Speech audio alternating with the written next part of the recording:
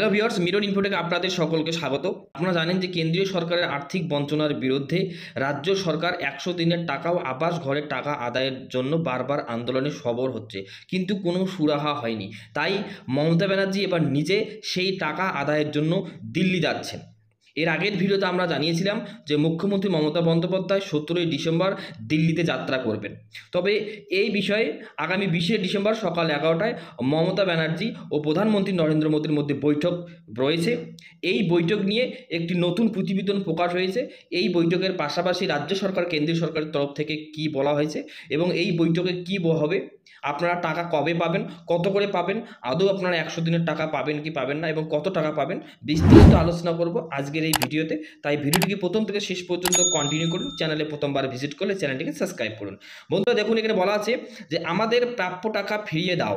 দিল্লি যাত্রার আগে এটাই মুখ্যমন্ত্রী মমতা বন্দ্যোপাধ্যায়ের স্লোগান, এটাই সুর। শিলিগুড়ির কাঞ্চনজঙ্ঘা স্টেডিয়াম থেকে কলকাতা বিমানবন্দর।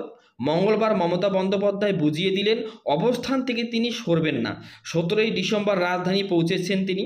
20 তারিখ সকাল 11টায় প্রধানমন্ত্রী নরেন্দ্র মোদীর সঙ্গে তার বৈঠকের দিনক্ষণ স্থির হয়েছে। সেখানেও প্রাপ্য আদায়ের ব্যাপারে এটাই থাকবে তার সুর। এদিন সামাজিক মাধ্যমে তার স্পষ্ট বার্তা, বাংলার প্রায় 20 লক্ষ গরিবের ন্যায্য অধিকার আদায়ের জন্য আমি 17ই ডিসেম্বর দিল্লি রওনা দিচ্ছি। যতদিন আপনাদের হকের টাকা গণতান্ত্রিক উপায়ে ছিনিয়ে না আনছি, আমাদের এই লড়াই চলবে। 100 দিনের কাজ, আবাস যোজনা, গ্রাম সড়ক যোজনা সহ আরও কয়েকটি প্রকল্প মিলিয়ে কেন্দ্রের কাছে রাজ্যের প্রায় 1,15,000 কোটি টাকার বেশি এই প্রাপ্য আদায়ের দাবিতে দীর্ঘদিন ধরে আন্দোলন চালিয়ে যাচ্ছেন মমতা। এবার কার্যত ইস্পার উস্পারের মনোভাব নিয়েই মমতা দিল্লি রওনা দিচ্ছেন।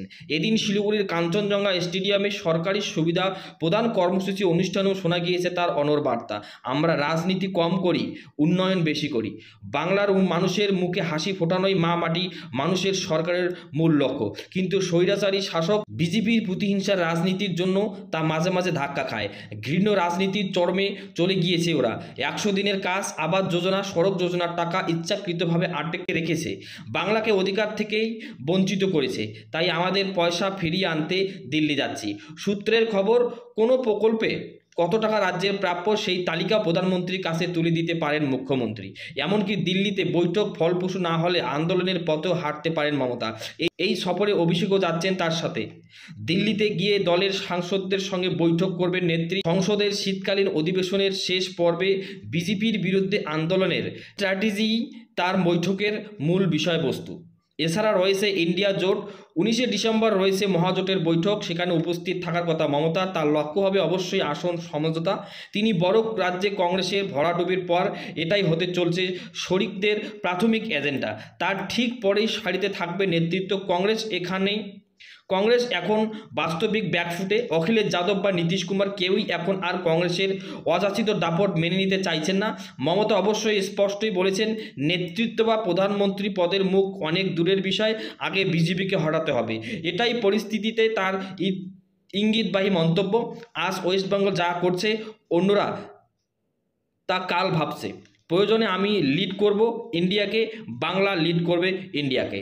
বন্ধুরা, আপনারা শুনে নিলেন যে 20শে ডিসেম্বর মমতা ব্যানার্জির সঙ্গে প্রধানমন্ত্রী সকাল 11টায় যে বৈঠক হবে, অবশ্যই সেই বৈঠক আবাস যোজনা, 100 দিনের টাকা ও গ্রাম সড়ক যোজনার টাকার বিষয়ে আলোচনা হবে।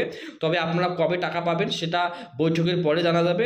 এবং এর পাশাপাশি আপনারা যে 100 দিনের টাকার জন্য অধীর করে বসে আছেন সেটা কিন্তু তাড়াতাড়ি পেতে যাচ্ছেন।